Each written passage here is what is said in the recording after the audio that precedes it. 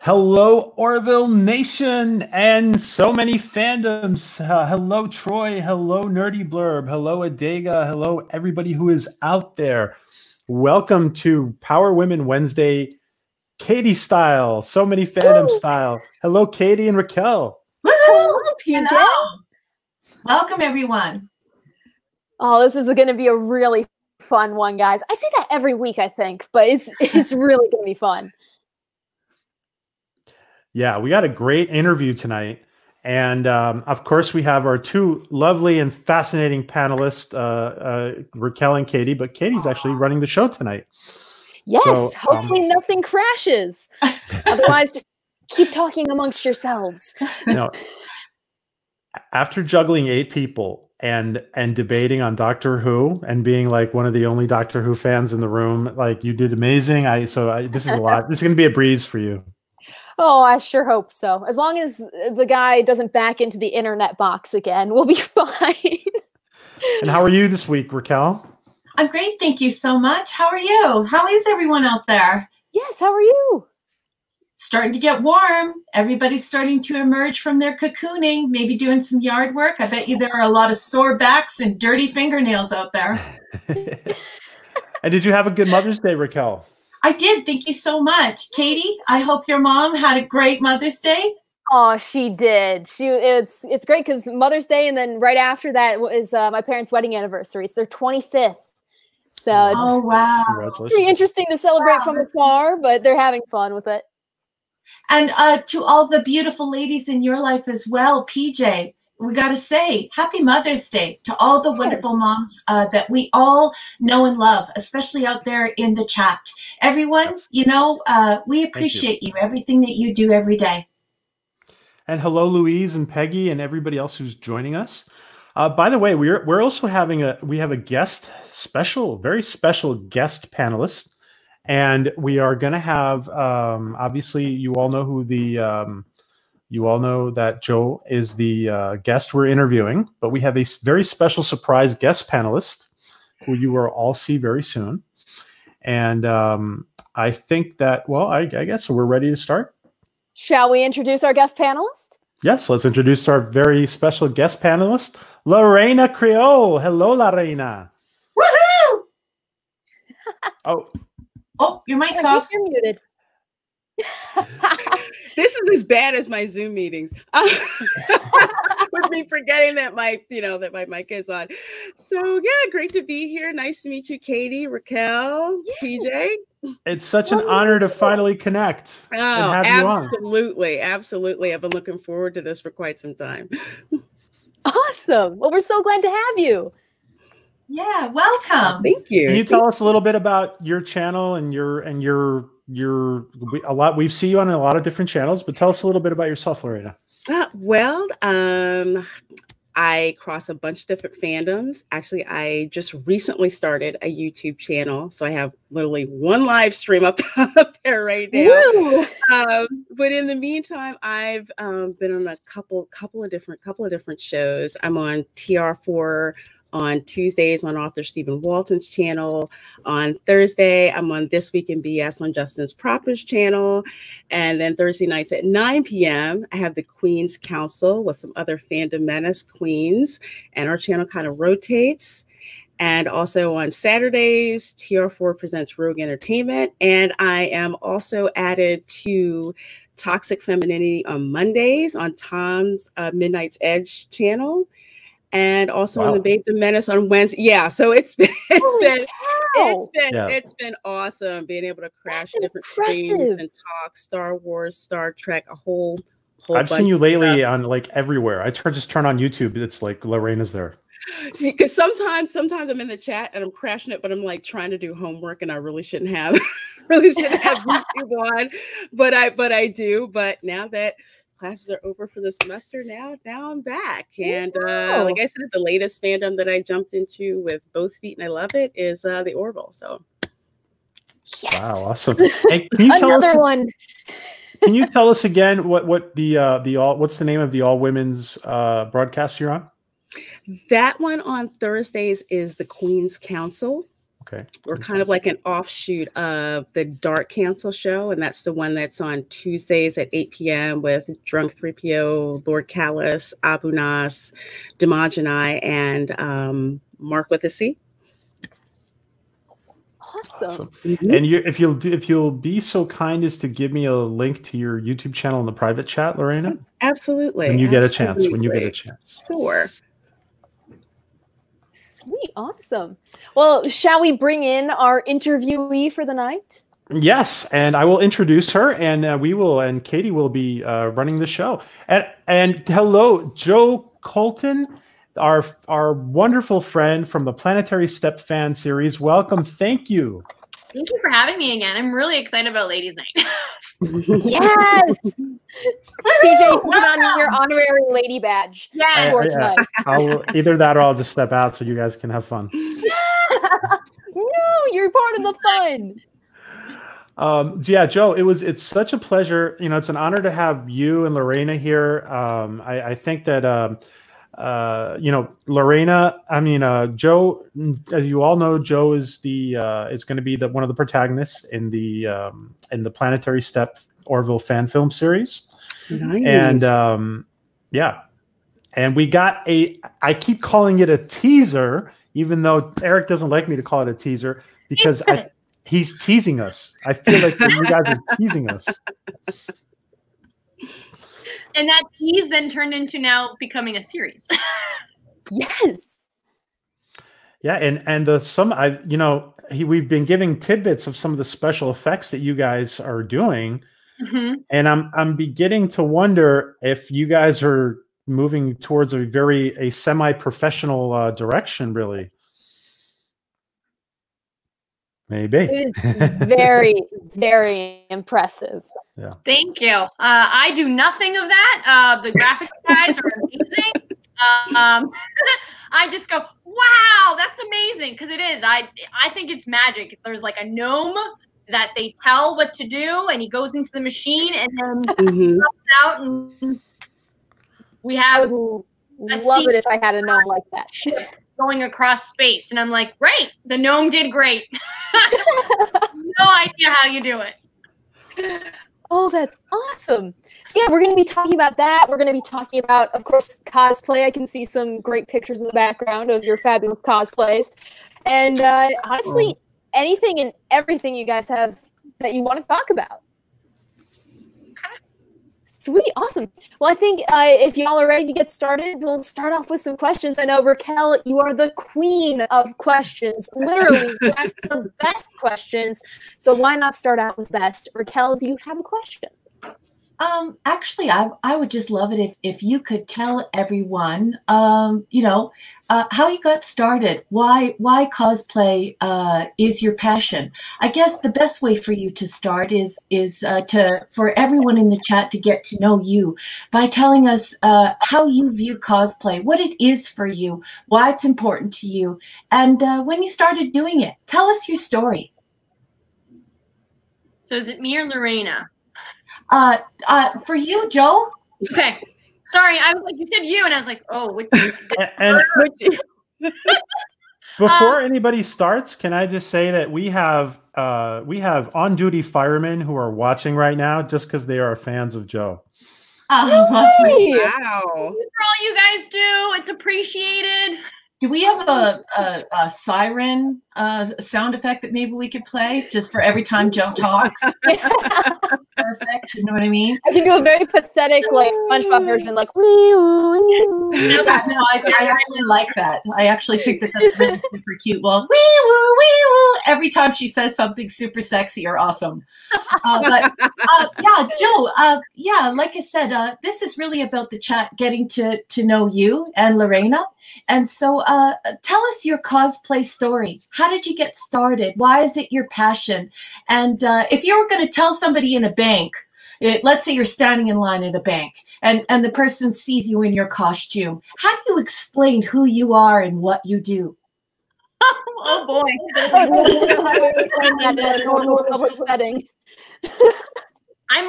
I just might not explain to them. It just is. You walk into a bank dressed up in cosplay like this. Yes, you're a superhero. Wow. Yeah. That is awesome. I love that. Probably not making a deposit then. Maybe a withdrawal? Right. The security guard's just looking at you like, what the heck? Yeah, right? Yeah. You want to tell us about this shoot, Joe, now that we got the picture up? Yes. So I had wanted to do Darth Talon for a long time, but I didn't want to sit for, like 8 hours and get painted. The headpiece itself took probably around 4 days nonstop to design and paint. It had to be done in layers. So I got a screen printed suit and then made all the armor and the cape, and then got the lightsaber custom made for Darth Talon. And it's actually a very creepy lightsaber. It almost purrs when it turns on. It's got this like demonic purr. Oh, wow. I don't like it. So you're saying it vibrates? That's really bad. Yes. Yes. Bad. I said purr. Yes, I know you said purr, but I know what all the firemen are thinking. I'm not that one. No, that is incredible. I wanted to get her shot. And so one of the photographers I know had this idea to do it in my backyard, but then see. My fiance just so I don't. Oh no! Did we lose I clicked the wrong button. I'm so sorry. I clicked the wrong button. Okay. Did you guys hear that? Yeah. Okay. So it's got this like demonic purr. Thank you. So he came over and he's like, I have an idea. We're gonna use smoke bombs and lights. And so my fiance helped me. He would light the smoke bombs and the light, and then just they only last like 10-15 seconds, so you have to get in shot. And then he's my cape fluffer, so he tossed my cape and I had to be in pose ready. So as he fluffs it, I then turn and do the pose. But that was a fun shoot. I had it was very hot, and there was specific makeup used not to sweat it off or crack, and I loved it. I love her. A humming weapon and a fluffer. This is an interesting story. A humming weapon, a purring weapon, a fluffer, and it was hot. This is quite the start, Joe. I'm sorry. Well, I have to ask about the headpiece. What did you make that out of? So there's a lady online called Twi'lek Pam, and she makes the silicone Twi'lek headpiece. It goes from the top of my head, probably about mid-back. She makes them all the way down to lower back. But you literally have to carve out all the foam and then make it fit snug on your head. But yeah, you have to then blend it in. And, yeah, it's heavy. It looks light. It is not light. I had to make my hair in 2 buns because I have a lot of hair, and then shove my head into it and then glue it all and blend. Oh my gosh! A lot of work, but it looks gorgeous. Yeah, it looks fantastic. Really good. I can't get over the fact that this is just your backyard. Like, yeah, who would think think you have a soundstage somewhere? I can take you for a tour later. Oh, that is awesome. Yeah, if I did a photo shoot out here, it would mostly be cornfields. But that could work. That could work. I could, oh my gosh, how have I not thought of this sooner? I could just do a Joe cosplay from Twister and it would work perfectly. Yeah. Oh, now you guys know what I'm doing for the weekend. I would love to see you do smoke bombs for Good Omens. Yeah. Oh, that would be you know what I mean? cool. With your red wig. Oh, yeah. And your snake, you would look so good. Oh, I would honestly, I wouldn't even have to try. I could just walk out into a field and find a snake, probably. So you're going to pretend to be curly and you're going to be fabulous. Here we go. Yeah. And you could be screaming, like real life screaming, just because of all the snakes. There you go. Exactly. So. Oh my gosh. Raquel, you had asked a bunch of questions. So I got into cosplay in 2009 dedicatedly. Before that, I would do like themed parties and Halloween. But in 2009, I went to a costume party for Halloween, and everyone was dressed to the nines. There were more than I had ever seen in elaborate costumes, and it was all cosplayers, which I didn't know. I didn't know that term. I thought it was just costume play. But then I immersed myself and got very addicted to it. And so now it's all about that, the charity works and challenging myself and my skill level. So, and having little kids come up to you and asking if you're a real superhero is like the best thing ever. Yeah. Oh, I bet. You've done a lot of superhero stuff too. I think we have, let's see here, we have two that I think are just fabulous. You have the lovely, fantastic Dr. Strange. Yes. Holy cow, that is an impressive costume. Did you make that yourself? So me and my best friend Maggie made that. I had to go into work, and so she made the vest in 10 hours. Oh, wow. No way. All the intricate pieces of this vest? Yeah. Wow. Yeah. That's serious hustle. That's a good friend. Serious hustle. I came back home and I was like, what do we got to do? She goes, I finished the vest. Don't talk to me. Get me ice cream. And okay. And the other accoutrements, I know that there are a lot of people out in the chat that are thinking to themselves, you know, where did she get all the jewelry? Where did she get all the finer details? And a lot of people who don't do what we do, they're very curious about stuff like that. Could you speak to that issue? Were these things that you poured and made, or how do you go about details? So some of the things. That is crazy embroidery. But some of the finer things like the jewelry, I will scour, and I mean scour the internet.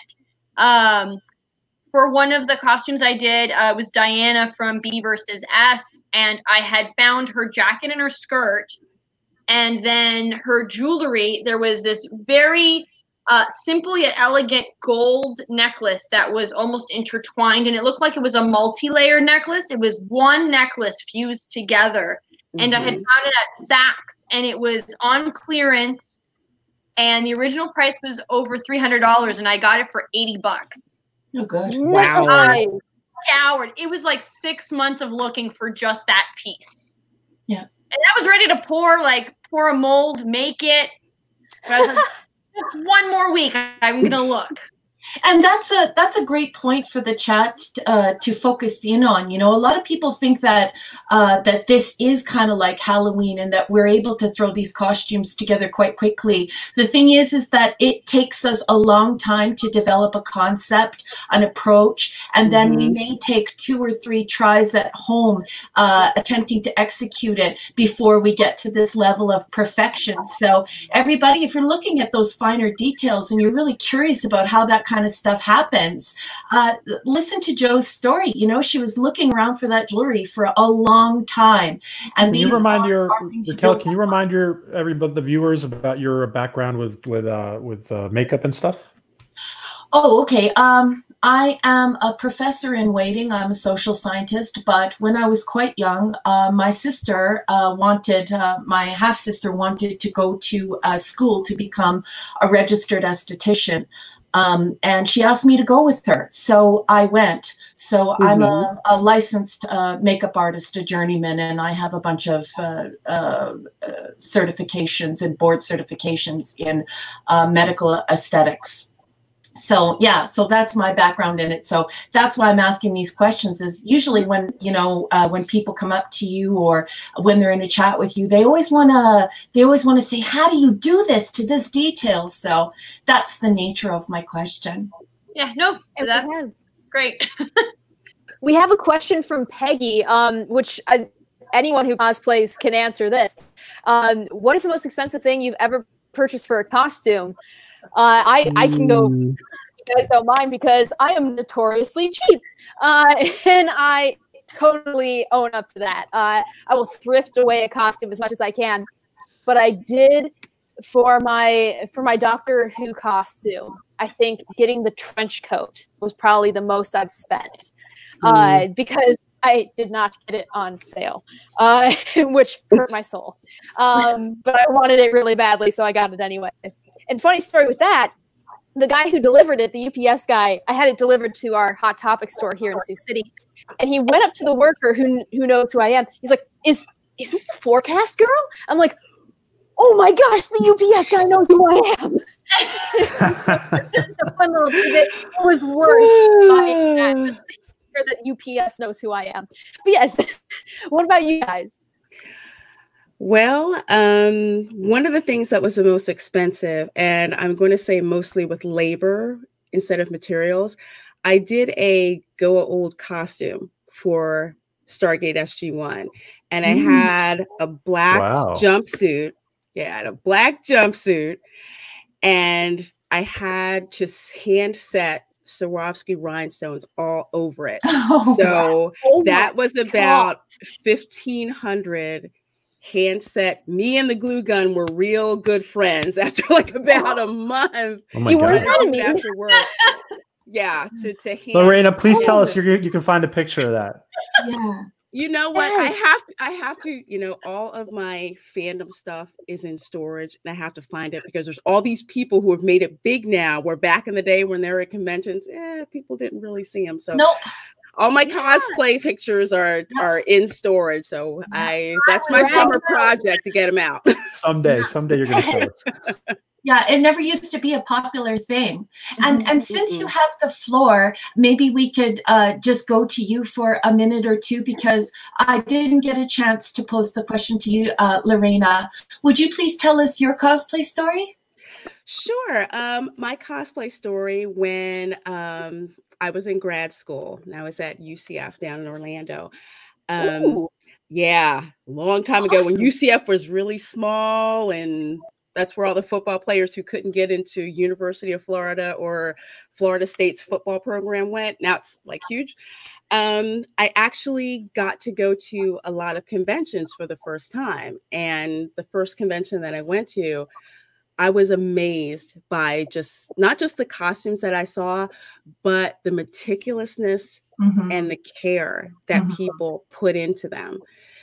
So I said, maybe I can do one. So the first one, since I can't really sew for anything, the first one that I did was Uhura's outfit from Mirror Mirror episode of Star Trek, the original series. Oh, that's awesome. So I did that. And that was probably the most hacked together cosplay that I ever did. But it was my favorite because it was easy. It was relatively quick. I got to wear boots. And it was awesome. And I went to a convention and I felt like I actually, really fit in. I wasn't just a spectator. It's like I could get into the actual flavor and the feel of the convention. So it was just weird having people come up to me and wanting to take pictures. I didn't quite get that. I didn't quite understand that for a while. And then one year I went to Dragon Con in Atlanta. Yeah. And I had like a Sailor Moon outfit that I did. And it was nowhere near the level of these folks that had people like dressed from the Matrix. One guy, he was dressed as Blade. I have to find that picture. I have that one. I had a picture with him.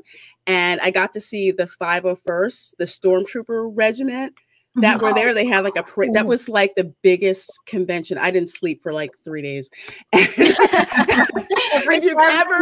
Lorena, every year I go. Every year I don't sleep for 5 days. No one sleeps when you do stuff like, can I have a wake-up call for 3:05 a.m.? The front desk doesn't blink whatsoever.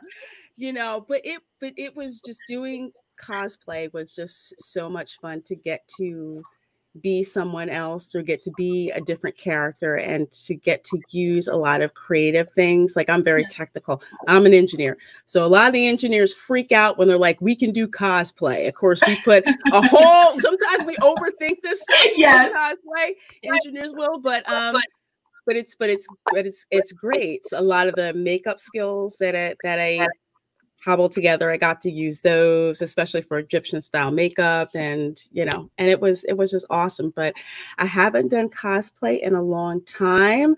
Yeah. But I'll go to some regional conventions here in the Philly area, especially oh my gosh, Wizard World in Philly. Ooh, I haven't been to a Wizard World Con, and I really want to. I did, and I'm like, man, I've really been slacking off for years. I've been slacking off for years, but yeah, that's like awesome. So that's kind of.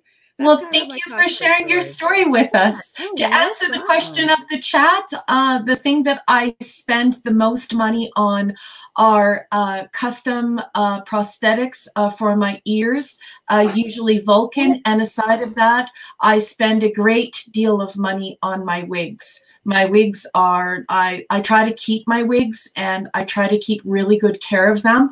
And I also don't, I have really long hair in real life, so I don't really like a wig getting in my mouth or being mealy in the bottom or just looking ratty. So I do peel out the extra bucks on the wigs because believe it or not, it's actually cheaper to buy the expensive wig and then just keep that in your costume than it is to be continually buying the cheap wigs.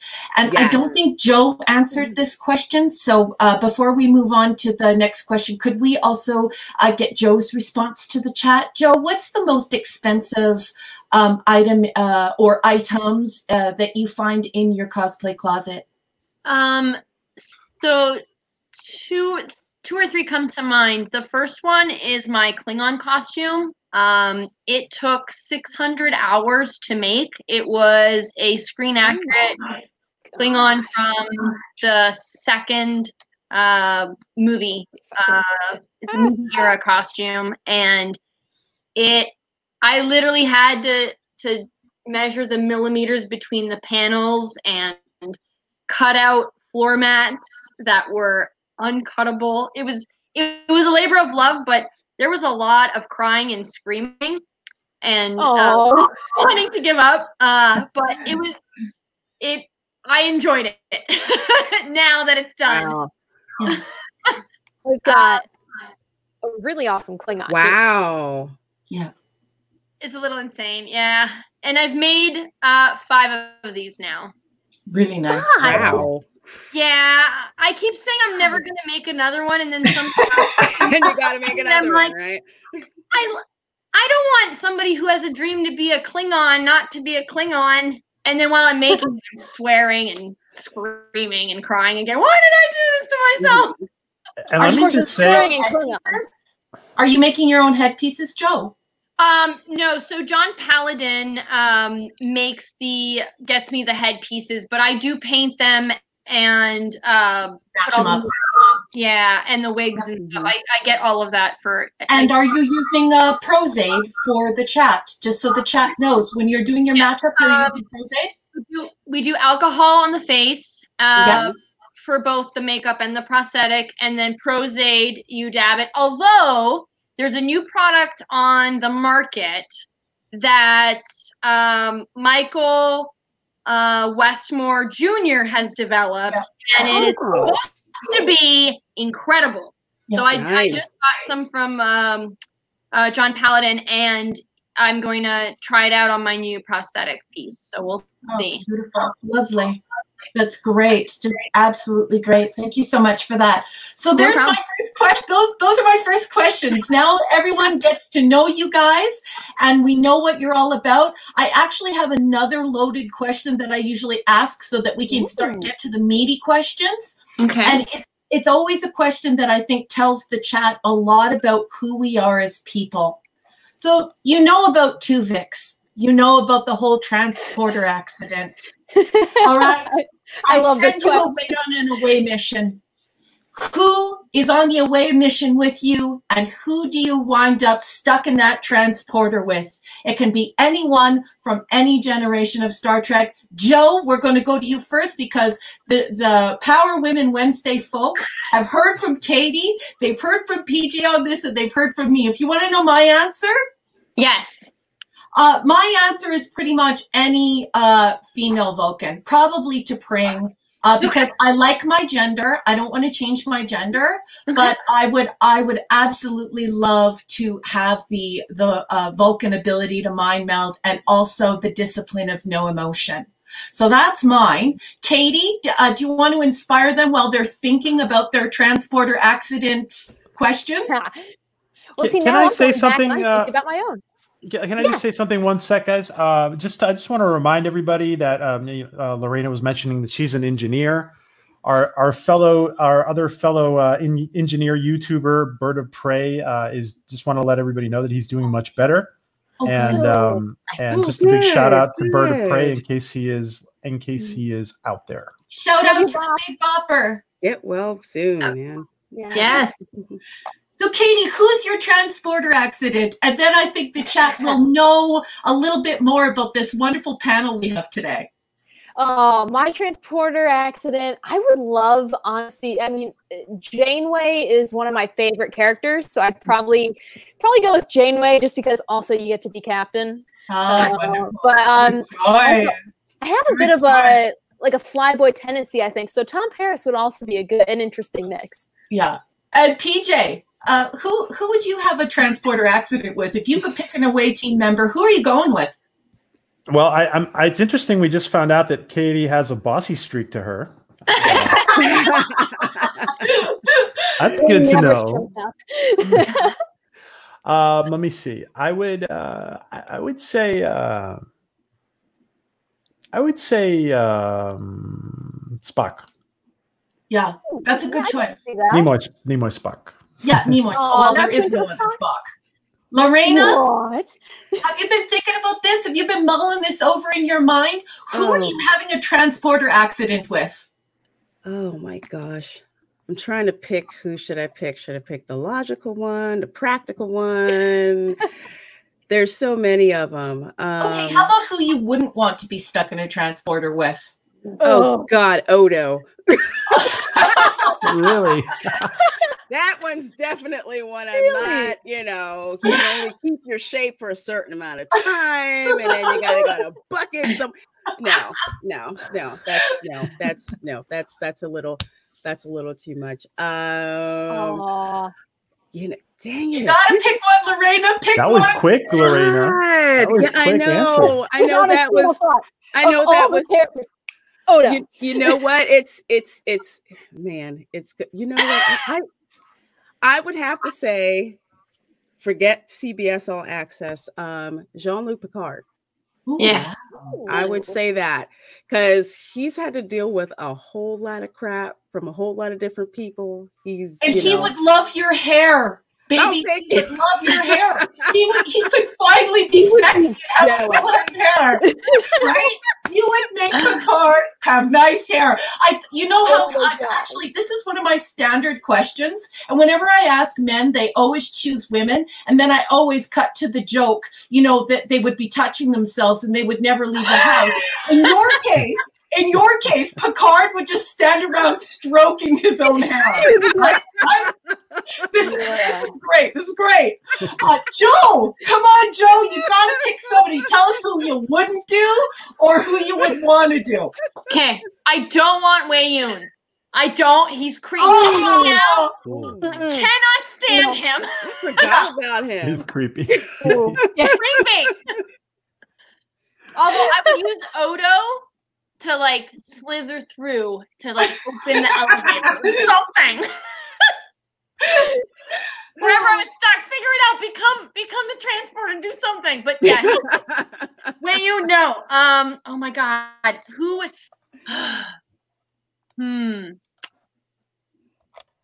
Who would I be stuck with? Man, okay, it would be what? Joe, can I just say something real quick? If you have any kind of little light that you could, because we're it's really hard to see you. Hold on. There you go. Hold on. We just. Yeah, you go. No. Oh, welcome back. Is that better? No, that's worse. Oh, wait, hold on. There you go. There you go. There you go. Very good in that light. Very pretty. Very nice. It's just that our house is has no shade whatsoever from the sun. So as we'll be doing this, I'll just keep moving. Yes. Otherwise, you blow out. So we totally get it. We totally get it. Yes. Oh, I have horrible lighting in here. I don't know how you can even see me. I think it's just because I'm so reflective in nature. Yeah, I don't want to be stuck in a transporter with Gul Dukat. I think that would be interesting, though. That'd be like having an angel in the paw race. But when he took on the paw race, he proved to me that he is truly evil. So that would be no Gul Dukat for me. Katie, who's your no-no while Joe figures out who she's actually going to be stuck with? Oh, I as much as I love his bubbly, happy attitude, I could not be in a transporter accident with Doc Phlox. I just... It's great. Imagine all your lives. Oh, it would be so, oh my gosh. Because he's too intense? He is too intense for me, but more importantly, the weird smile thing, like I smile all the time. I would not want to have that smile. Call me vain, but I would not want to have that. Literally ear to ear. You would be the Cheshire cat. It would be crazy. Oh my gosh. And no one would tune into my forecasts if I did that. You'd tune in and just be like, look at that psychopath. Yeah. Yeah. If they don't already, they would now. No, nobody thinks that about you. PJ, let's give Joe a couple of seconds more to figure out who she would be with. Who's your no? My no would be, so I would have to say Spock again, but in this case, I would say that singing Spock who was stuck in the elevator on that Discovery short track. I don't want to be stuck with him. I don't want to be stuck with him. Yeah. Perfect answer. Oh my gosh. Okay, Joe, you got to pony it up so we can move on. Who are you stuck in the transporter with? You got to decide. Okay. It would. Can I do a tie? Yes, of course. No, you can choose more than one person. Oh, it could be a 3-person transporter accident. Yes, you can. You can. Okay, so it would probably then be number 1 from Discovery because she's amazing. Okay. Kalar. Okay. And Spock. I like that. Like, that's an interesting mix. Mm-hmm. Wow, there's lots of stuff going on in there. Yeah. That would be a multiple personality disorder situation. You know what I mean? And to even add one more, Mary Chieffo Laurel. Like, I love Mary Chieffo, so she's fantastic. Yeah, that's an aggressive Klingon though. Like that's you can have a 6-person transporter accident with all your people all into one. I feel like the person that came out would just explode. It'd be like in Galaxy Quest. It's like, and it explodes. I liked everyone's answers. Do you know what I mean? I'm always shocked by what people answer, but I do have to say that I love Lorena's answer. I think it's so amazing that an engineer would just be totally like disgusted or freaked out or just not be able to rationalize not having form. Because of course, Lorena is all about order and form. So it was so cute how she instantly went, oh no, I don't want Odo! Anyone wondering, Raquel, you clearly, with the Vulcan mix, you would work it. Oh, thank you. Oh, that is amazing. This is one of the only photos I can get to load on my computer. So love it. My computer is screaming at me like, "What are you doing with all of these tabs?" Now, Raquel, how often have you worn that? Do you go to Vegas, Raquel? No, I have not been to the Vegas con. Just before, I didn't start cosplay until my daughter was grown. I'm a lot older than I look. I've actually been a Star Trek fan for over 40 years. And I'm like Lorena, when I was growing up and I was the original series, a TOSer, it was still odd for us to be doing it. So, you know, people they just sort of looked at you kind of strange back then. And up here in Canada, it trickled up here. It wasn't as strong as it is in the United States. Mm-hmm. So I didn't get to do it until I got older. And now I'm having a ball. Okay, so you're Canadian, right? Yes, ma'am. Okay. Where in Canada are you from? Alberta. Okay, I'm from Toronto. I was born and raised Oh, Toronto. wonderful. That's a wonderful. So was I. Nice. Yeah. It's a small world, isn't it? Yeah. A Metro TO. Yep. And Yeah. Lorena, I saw that you have a Trini flag in your Twitter. Yes. Are you from Trinidad? Yes and no. Okay. Yes and no. Here's the explanation. Because Creole or Spanish Criollo, basically, in the New World, you're a mix of everyone. So in my family, there's African, Spanish, French, Italian, Native American, although our Native American is actually from the Yucatan Peninsula and in Mexico. So my father's family is from Louisiana. My mother's side of the family is from Florida. So that whole area around the Gulf of Mexico, I say below the I-10 corridor, all of that was a Spanish colony. Okay. All that was. So most of my family was in the Caribbean, pretty much every island in the Caribbean, including Trinidad, and then eventually in the colonial era wound up in what became America. So I tell people we didn't really come to America. America actually came to us. What a beautiful story, Lorena. Well, thank you. Wow. Thank you. That is awesome. So yeah, you are in hurricane country then. Oh, with your heck family. yeah. We have parties. We have parties. We know when it's going to rain the same time every day because we tell who the tourists are because they're just looking around. Oh, there's a big fluffy couch. We're like, it is going to start storming in 20 minutes. Run. Yes. Oh yeah. Oh yeah. Well, it actually, if there are any viewers that are in the East Coast, hurricane season's getting started early, everyone. Yep. Yay! Just add that on. It's fine. I swear. Isn't it fun to be on The weather Katie's turns channel? Yeah. Oh, yes. Yes, The please section chat, weather please like change. and subscribe and share. Like, subscribe, share, and please hit your notification bells.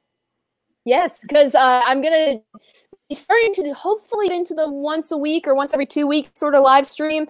With this, I'm all new and trying to figure it out. But I had a fun idea going along with the Twister watch along that we're going to be doing here in a few. I think it's in a week. I'm going to try and get a few of my meteorologist friends who are again degreed meteorologists. We're going to watch Sharknado and point out everything that kills our souls. So that, movie series. I know. It's so cheesy. I love it. Love it. it's such a funny movie. Like it's one of those you watch it and you're like, I'm going to take reality and shove it in the corner for an hour and a half. Like, I tell people, I said, whenever you think you have a bad idea, just think somebody got in a meeting and said, hey, let's make a movie about sharks and a tornado. Mm-hmm. I've never seen any of them, so I don't know if I should. I haven't, because it's not logical, right, Lorena? Like it's not logical. It's not, but you know what? It's so bad. It's good, and with every successive movie, the guest star list gets bigger because it's so outlandish that it's funny. It's just Michelle Nichols is in it. Yes. Okay. It's right. incredible. You just everybody. Yeah. Well, and Sharknado 1, you're just kind of like, oh boy, wow, you guys jumped the shark with just the title. And then once you get to 2, 3, and 4, it just gets so much more outlandish. Like I think there's one where it picks up boulders and it becomes a boulder NATO or a nuclear NATO. That one was my favorite.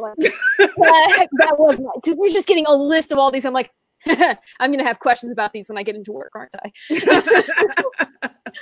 Oh yes. So that's something to look forward to for you to subscribe. And of course, if any of you want to join in, I'd love to get your opinions. Awesome. So yes, let's see. Oh, here's a question in the chat from Skipper. Let's pull this up here. If it'll load, maybe. We'll see. Hopefully, nope, that is Peggy, but hello, Peggy. Peggy. Where'd it go? Where'd it go? Okay. Now it's gonna work. Please. Well, that's a good question. There we go. That's a great what cosplay have you guys not done, but you want to? Let's start. You know what? Let's start with PJ. If you were going to cosplay, who would you want to cosplay as? If I was cosplay, This is okay. It's the second cosplay question I had today. I don't. I've never really done it, to be honest. So I guess I would probably pick one of my favorite captains. I guess a Star Trek captain or an Orville captain. Maybe as Ed Mercer. Who knows? No. You can pull off an Ed Mercer. Absolutely. Oh, welcome, Stephen Walton. It's great to see you. Stephen is on a panel. We have a writer's room, Pegasus Actual Podcast, where we discuss Battlestar Galactica. And it's professional editors and writers. And we just, we talk about the show as craft, and we also talk about it as fans. And Stephen has written a wonderful book, and he is so smart and so fun, and I just love him so much. So welcome to the chat. Thank you for stopping by. You're new to this whole thing, and I'm quite honored that you came in to visit us. Please like and subscribe Katie's channel because she's super cute and wonderful, and this is just the beginning of the fun. This is an extravaganza of fun. Nice to see you, Stephen. Just to add, Stephen is actually my co-host on TR4 on Tuesdays and Rogue Entertainment on Saturdays. So we're cool to see you. Hello, Stephen. And everybody hit the bell on Kitty's channel, please. Yeah. I love you too, Stephen. You're the best, honey. Mwah. Well, Raquel, it's natural that we pop over to you for the answer to your question. Yes. What haven't you done but you want to? Well, I'm cooking 2 right now, and they were actually ready to go when this whole COVID-19 thing happened. So I'm doing the Elia probe, and I've been cooking it for a year. I had my husband machine. My husband and I sort of worked together to machine my neck piece. So I'm doing the Elia probe. I'm also doing a con. Mutant. So I've been building that costume, and of course from the film, not the new generation, which is all just latex that's been razored, but the actual, you know, funky looking crazy hair from the 80s. Yes. On Mutant. So I'm cooking both of those costumes right now. I've been working on them, like I said, for nearly a year, both of them, maybe over a year now, and I'm ready to go. It's just, you know, now we can't go anywhere. Well, you could always debut it at an online con. Yeah. Those are really starting to pick up speed. Yeah, I suppose, but it's still like that. That's why I asked Lorena and why I asked Joe about what inspired them to do cosplay. Because for me, cosplay is really about being out in the public and having people interact with the culture, and having people to interact with the show or the film or whatever it is that I'm cosplaying. So I don't think I would get as big of a charge out of it. I actually do it for other people, not for me. I love being a part of that nerd culture. Lorena and I didn't get an opportunity to have to be in a culture where you know, where we got to enjoy that. So for me, it's like, yeah, I love the in-person feel of it. But yeah, I would consider putting the new costumes on and doing some pictures. Well, I love just like to really quick side tangent when you mentioned interacting with people. I freaking love when you get into a group of just nerds at a convention, how many people will just shout out, like if you're dressed as the Doctor, just be like, Doctor, or when I did my Good Omens cosplay, there were people dressed up as Aziraphale, and I was Crowley, and people would walk by and just be like, hello, demon, and I'd be like, hello, angel, and walk away. Didn't even say hello. That was just, we didn't talk to each other, it just happened in passing. It's the costume and roleplay, cosplay, it is, if you guys in the comments don't know, we're crazy for cosplay. You should have already picked up on that by now, and you should join us. Yeah. What about you, Joe? Right now, I have several. I do about 30 a year, so I'm constantly working on a bunch. Wow. Right. I feel tired for you. Yeah. Honey, you need a rest. Lie down on one of those pillows. Oh, wine. Oh, wine. I guess that helps. That includes commission work, but right now I'm working so 2 commissions. One I'm doing Captain Photon, and the other is Red Guardian for a guy. Which is I don't usually do costumes for men, but I love doing that because there's so like there's clean lines, there's angles, it's not as hard as trying to like make things fit a boob or a hip, yes, or a tummy. Yes. Like I have an enormous neck, it's 4.5 inches, which is taller than most women's neck, and so I'm constantly like trying to hide my gigantic neck. But for me personally, I'm working on the golden Wonder Woman with wings. Oh, nice. And yeah, I'm really obsessed with her costumes. I would be too. That's gorgeous. And the other one is Laurel from Discovery. I have hung out with Mary Chifo a lot on the cruise and at cons, and her and Kenneth Mitchell. I was saying like I'm gonna do another Klingon because that's my thing. I love doing Klingons, and they were arguing as to who I should do, and I'm like, I gotta do Mary's first, but then I'll do a Kenneth Mitchell one. But first, I gotta do like the mother of all Klingons. Just gotta get her done. PJ,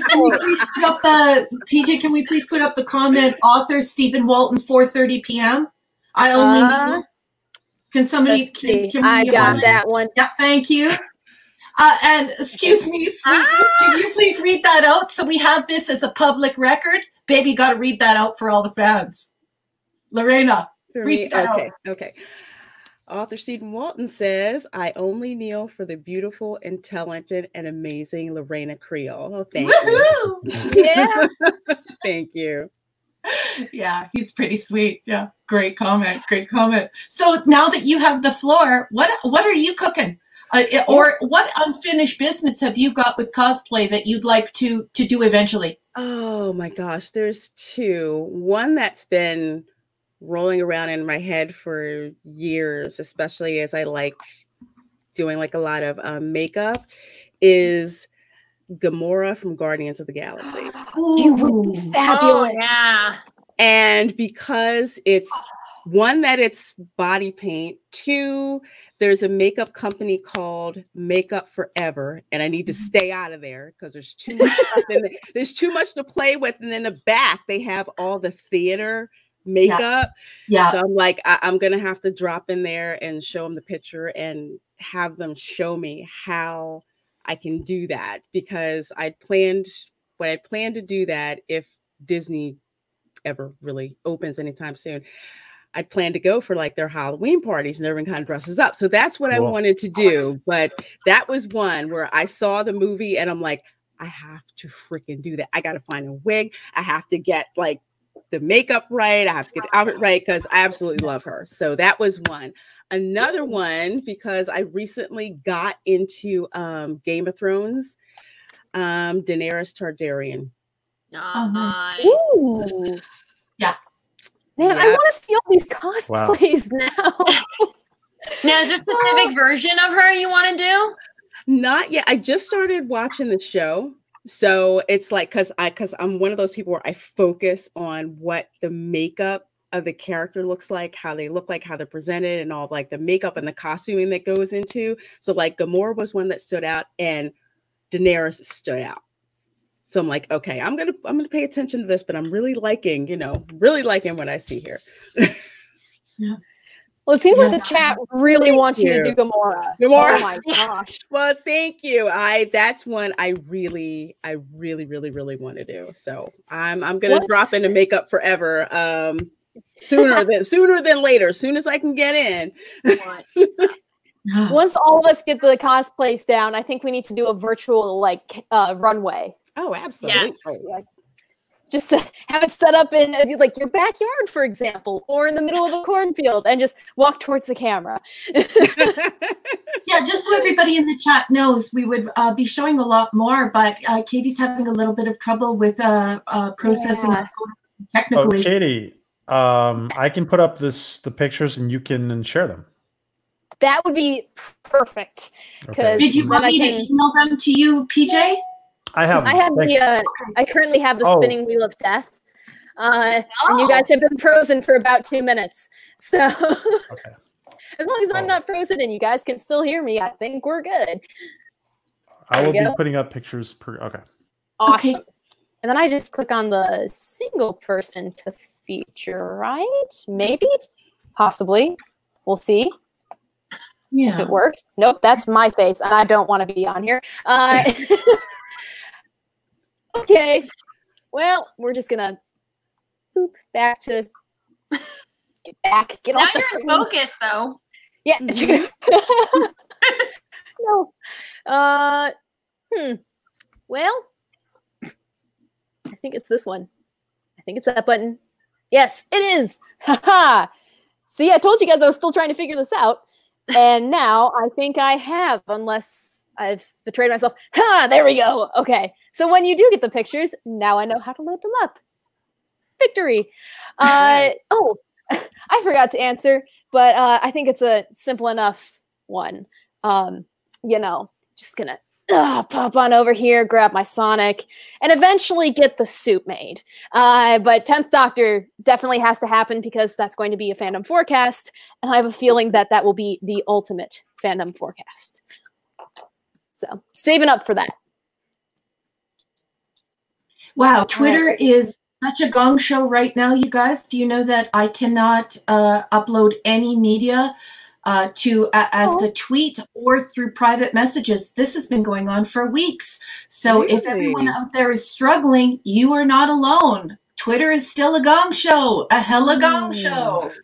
Have you uninstalled it and reinstalled it? Yeah. If you guys, if you do the Twitter support hashtag and you do it a couple times, they will fix it in a few hours. They should. You can share my screen, Kate, if you want. Sweet. I will click on it and see if it'll work. No, this is me again. It's not like I, see myself on TV for a job. There we go.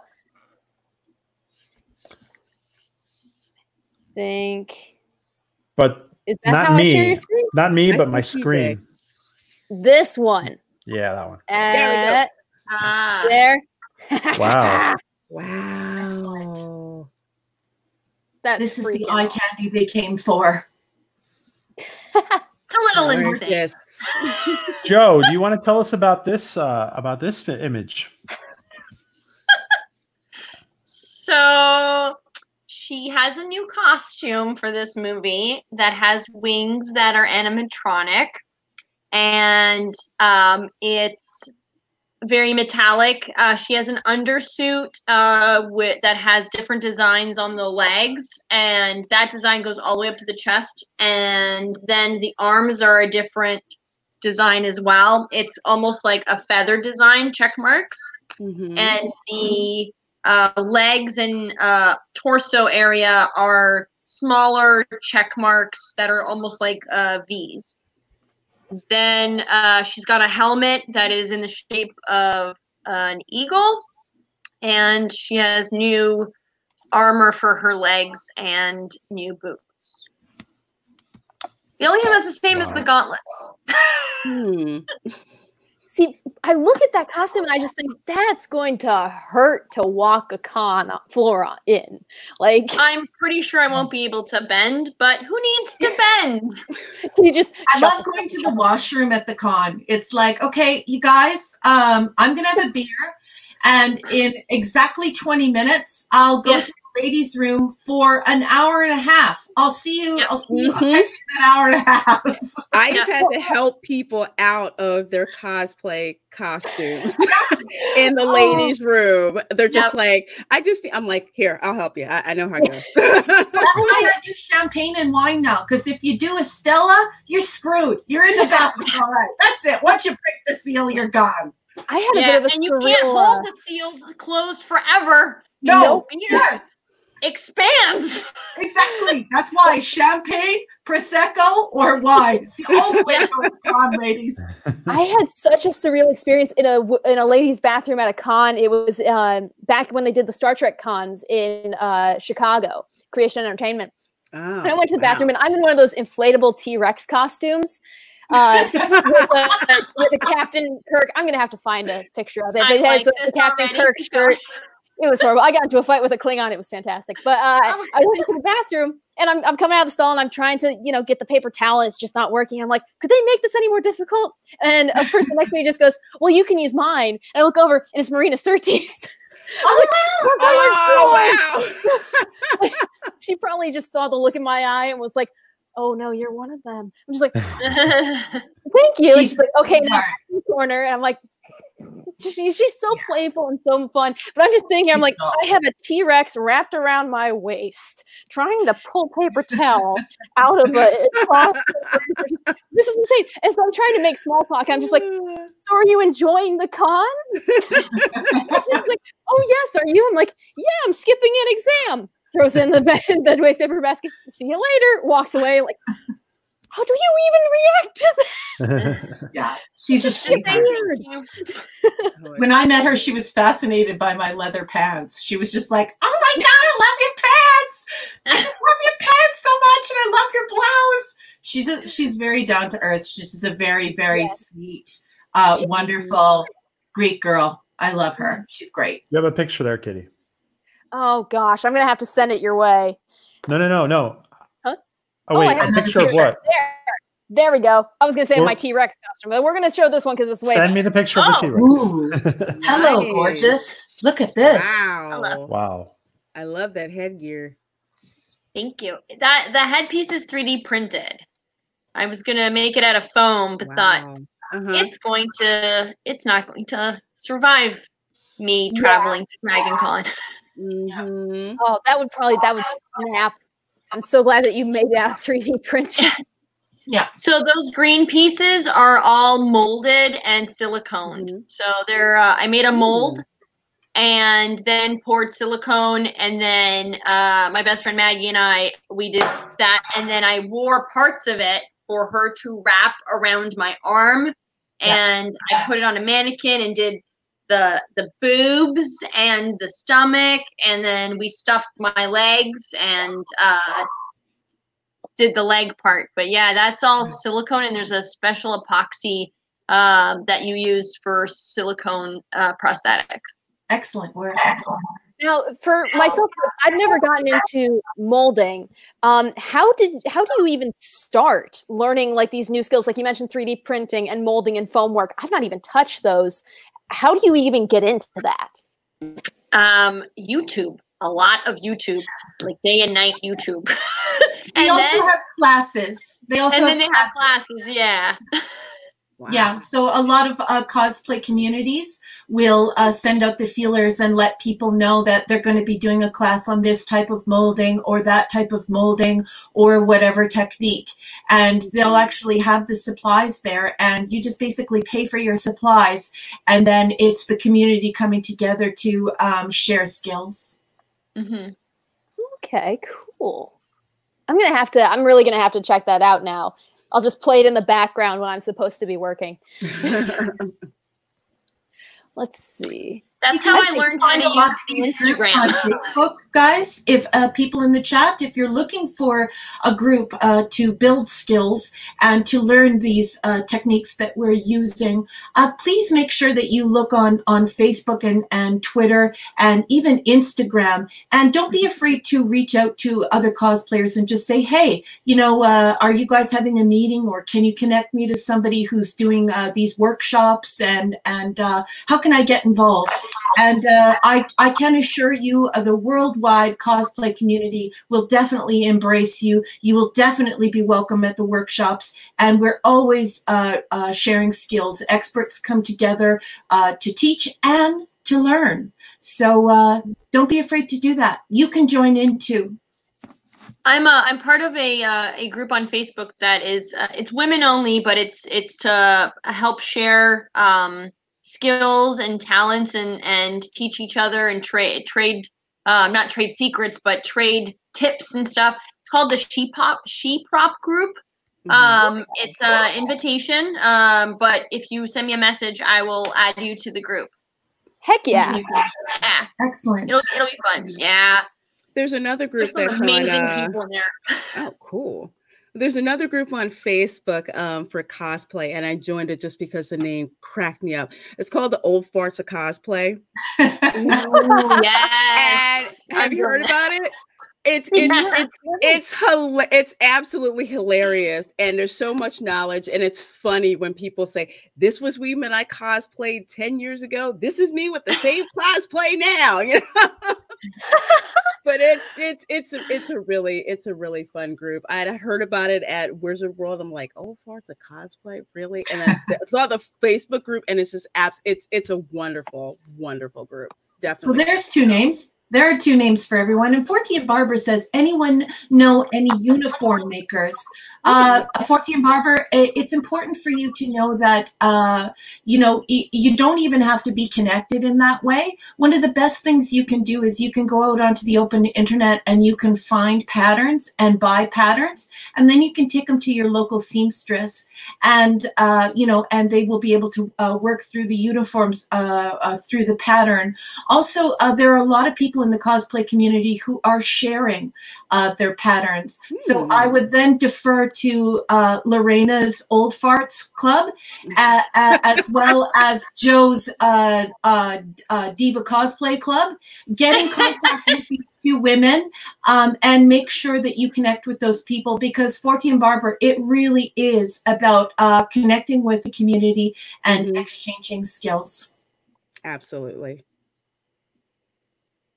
Support local people is what I'm saying. Don't just send away to some unknown person. Connect with local people, employ local people, and keep your cosplay communities alive. Mm-hmm. Now, with this uniform, we've been talking about making stuff. Did you make your own uniform for the Uhura cosplay? I did not. You did. Lorena did. I did not. Yeah, I cobbled enough pieces together because it was two pieces that I was actually able to play it off that way. I did have the Starfleet dress like this that I did buy instead of had made, just because it was just convenient for me to do it.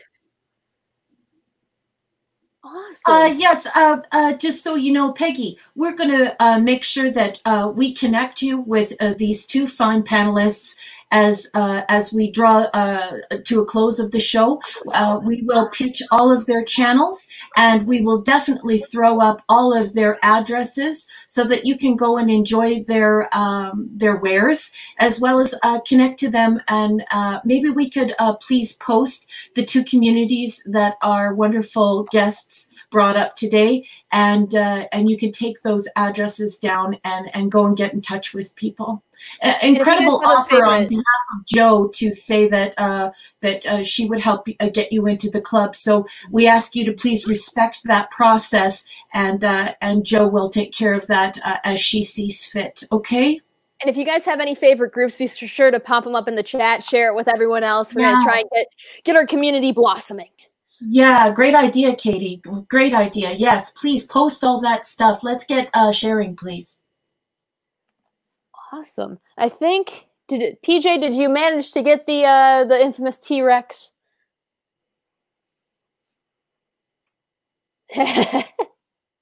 This was let's see if I can get it. Yeah. Sweet. Yeah. So I just found a Klingon, and the Klingon said, "Fight me," and I said, "Okay." And that led to a beautiful T-Rex Klingon action fight scene, which we will pull up right here because I'm the one who has to click on things. Still getting used to that. Yeah, that was fun. I made Jonathan Frakes laugh so hard. And he was talking with LeVar Burton, and he just kind of looked over, made eye contact, and was just like, "Ha!" And I'm like, okay, I think I'm going to take that as a good laugh. And say, what are you doing? So funny. Yeah, it just goes to show you can do anything. I had the T-Rex costume. I found an extra large shirt from a cereal box and sliced open the sides, put it on, and made it into a cosplay. Anyone can cosplay. Mm-hmm. Oh, It's like Yes. the chef from Ratatouille. Anyone can cook, anyone can cosplay. Yes. It's important that you realize that. Mm-hmm. And it's also important, like if any of you are fans of origami or anything like that, there are paper designs that you can make. I've made an Iron Man helmet out of paper. You just have to cut it out and cut it out. Yeah, it was one of my first cosplay attempts. It's still in my bedroom and it's slowly turning to mulch. Use thick paper. But yeah, it's one of those things. If anyone who has any sort of creativity or hobby, you can find a way to integrate it into cosplay for sure. Also, I beg your pardon here. Just wait 1 second, please, folks. Okay, so we're talking about Anna Fulkenstall, and also it's important to mention Kiri Howard. If you're looking for that kind of high-end headpieces and body armor, and you're looking for various techniques and various prices, it's also important to mention Kiri Howard. But Anna Fulkenstall is incredibly talented, wonderful friend of Orville Nation. Wait, hold up a sec. Troy, that was your friend? The Klingon? What? Wow. Small world. Okay, it is a small world. It really, truly is. Yeah. Oh my Small gosh. cosplay world. That was Chicago. I think it was 2016, I want to say. So it was a while ago. That's awesome. Let's see, do we have any other questions? I was gonna say like if you're new to cosplay, don't get intimidated by the amount of like the range of costumes. Like just jump right in. There are so many people who want to help and welcome you. It doesn't matter. I have a multiple bins full of mistakes and full of things that I have half finished. So don't get intimidated. Don't be scared. Just jump right in. It's like wow. Oh, hello, gorgeous. Nice. Joe, didn't you have a story about this because they thought you actually stole this? yes. Tell us again. How is this possible? I sometimes work for the Baltimore Sun when I do premieres, and one of the ladies that runs the Baltimore Sun premieres for the different movies coming out is in contact with DC EU, and they had to approve my costume, and so I sent her pictures, and she has seen me in the costume, and so they call her back and There's say, another one, Katie. Oh, sweet. is that a costume from the movie? Was she on set? And she's like, no, she just I had it made for me.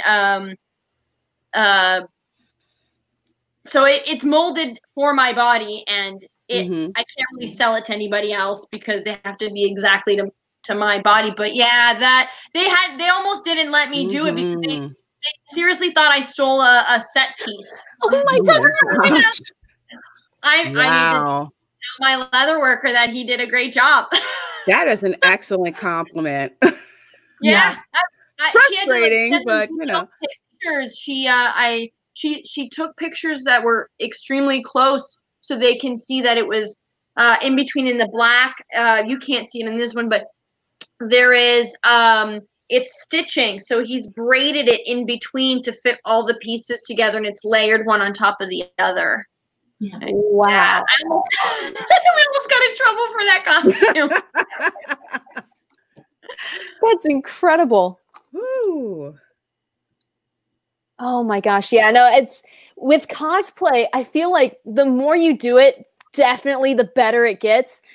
I want to get to that level. Oh my gosh. You can do it.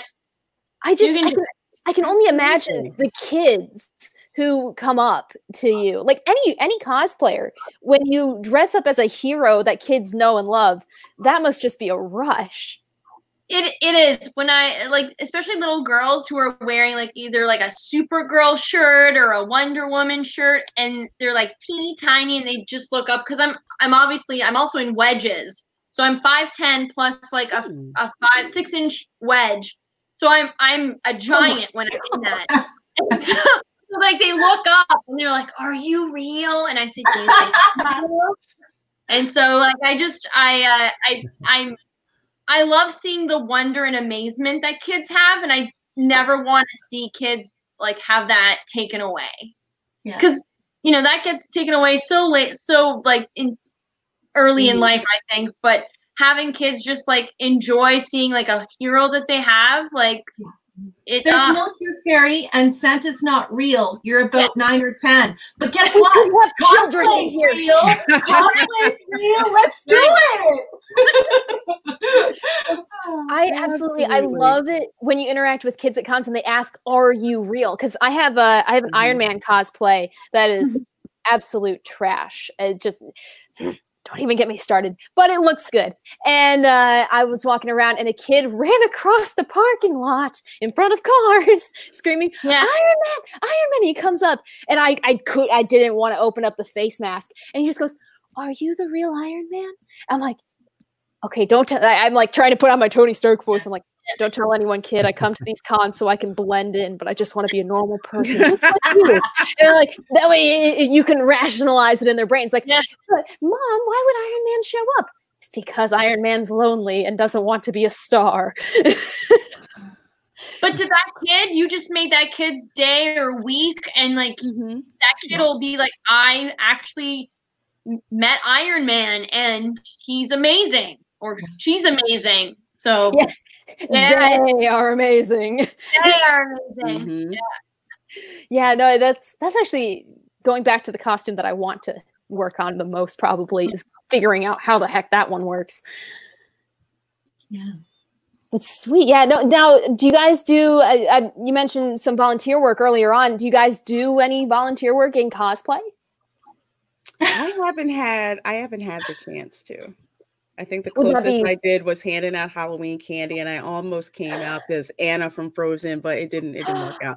I wanted to, though. I ran out of time and I couldn't. Cool. Anna from Frozen. LJ Ferguson, thank you very much. You are more than welcome to use that as your mantra. I give you full permission. You can rock that. Oh my gosh. They should put that on a t-shirt. Hello, LJ. I was the commanding officer for the Finest, which is a G.I. Joe costume club. And for the last 6 years, we had been doing charity work for veterans. And we had found one of the ladies who used to do it with me was Mary Mercenary. She researched because it's very difficult to make sure that you are using a charity that more money goes to those in need rather than the administrative costs. So we found Canines for Warriors, and what they do is they take dogs from kill shelters and they put them through a mini boot camp, and they are then paired up with a veteran who is on the camp training with them for life. And so if they ever lose that dog, if the dog gets sick or ages, they get a new dog. So we thought as a G.I. Joe club, that would be fitting for us to help veterans and active service members and also see dogs. So we got to go down and give checks to them and see the camp. And their whole mission is to make sure that more goes to the dogs and the vets. So the camp is like I think it's 3 weeks or 4 weeks, and they have all their meds for the veterans, and then the pups go through training and a boot camp. And those that don't make it through their boot camp are then adopted out. So they almost rehab the pups as well. And so I know. Yeah, it's in Florida. It's so like feel good. I walked in, we got to see a video, and I'm bawling my eyes out. And then I got to meet puppies and veterans, and I'm just bawling my eyes out. Oh, yeah. It's always good to use it for a good cause. And that's one thing, that people in the chat should know. If you're new to cosplay, doing the child-friendly cosplay, even if you just do one, you ought to know that that is very much appreciated. You will be invited to go to the burn unit of a hospital, or to to go to the food bank, or to go to these various charities, and the kids love it. And that's a bit of a responsibility when you do the cosplay that appeals to young children. But you know what? It's a wonderful responsibility. It's a wonderful way to give back to your community, and to connect your cosplay community to people and community. It's a great way to get involved with civic engagement. It's just fabulous. So if you're thinking about doing one, that might be a